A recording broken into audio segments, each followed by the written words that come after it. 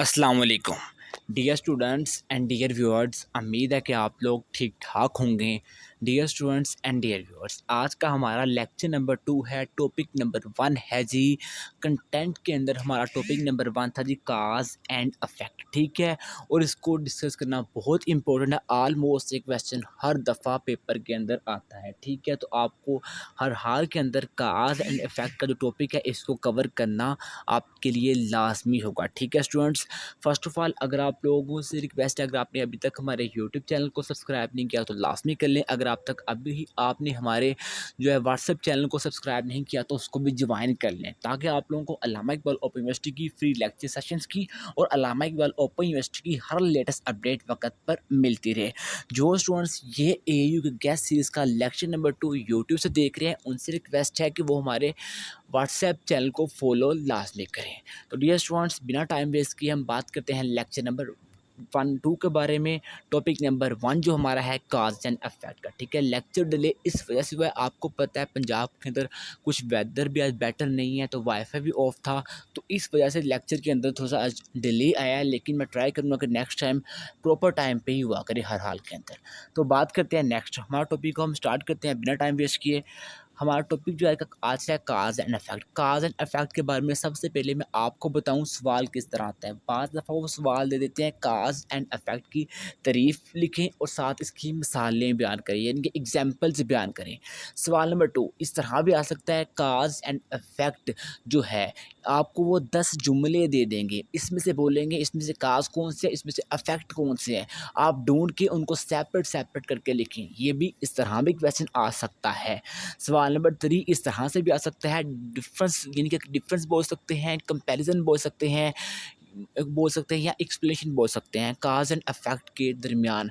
अगर वो डिफरेंस और कंपैरिजन बोलें तो आपने दोनों चीज़ों को लिखना है पूरा पूरा, ठीक है।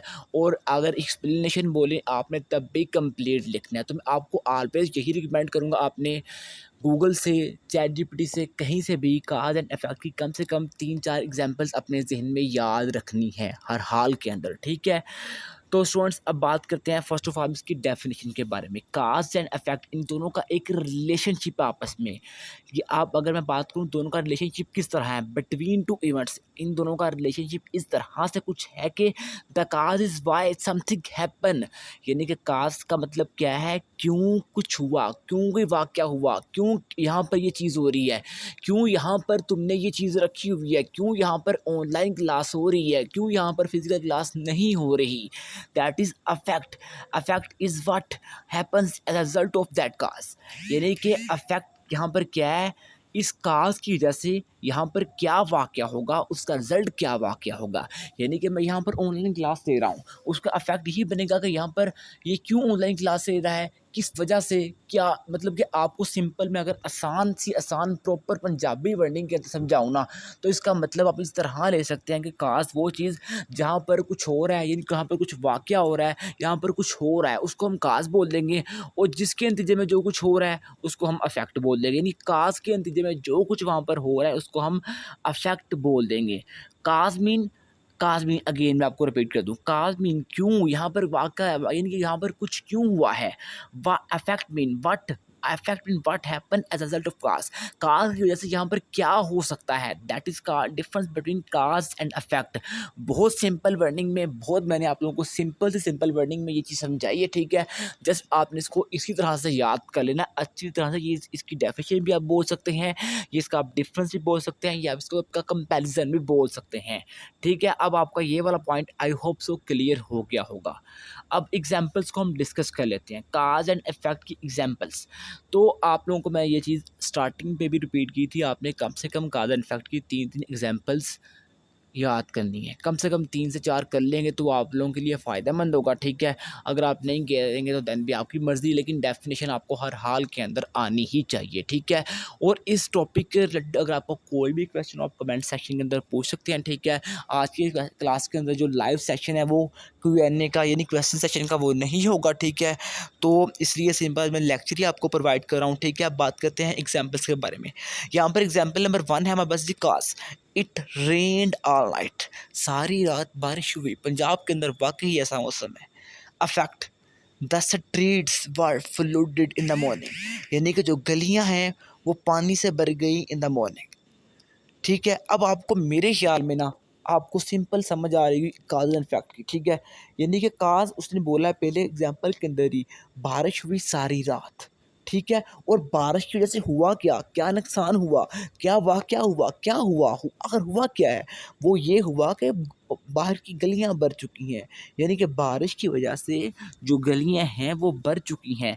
That is called cause and effect की एग्जांपल्स। बहुत ही एक ईज़ी सी वर्डिंग में मैंने आपको कॉज़ एंड इफ़ेक्ट समझाने की कोशिश की है।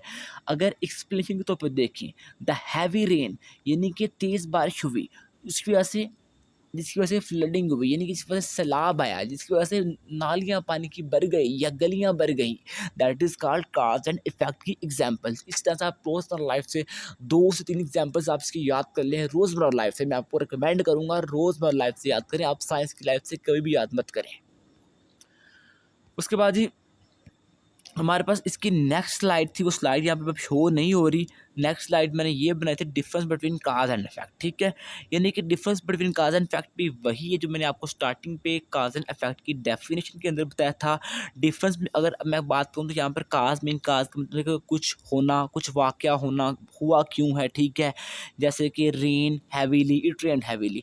अगर मैं सेकंड इफेक्ट की बात करूँ तो what happened because of it, यानी कि उसकी वजह से क्या हुआ, द रिजल्ट ऑफ दैट काज, उस काज का रिजल्ट क्या है, उसकी वजह से क्या हमें नुकसान उठाना पड़ा, उस वजह से हमें क्या बियर आउट करना पड़ा। Example, the streets were flooded. अगर मैं आप लोगों के साथ सिंपल वर्डिंग में शेयर करूँ तो काज वही चीज़ है, यानी कि जहाँ पर कुछ हुआ है, यानी कि अफेक्ट हुआ है जिसके नतीजे से कुछ हो। ठीक है, इसके अलावा अगर आपका कोई भी क्वेश्चन आप कमेंट सेक्शन के अंदर पूछ सकते हैं। ठीक है, आज का लेक्चर थोड़ा शॉर्ट था तो इससे आपकी रिक्वेस्ट है, आई होप सो आपका कंसेप्ट क्लियर हो जाएगा। फर्दर अपडेट के लिए गेट इन टच रहें।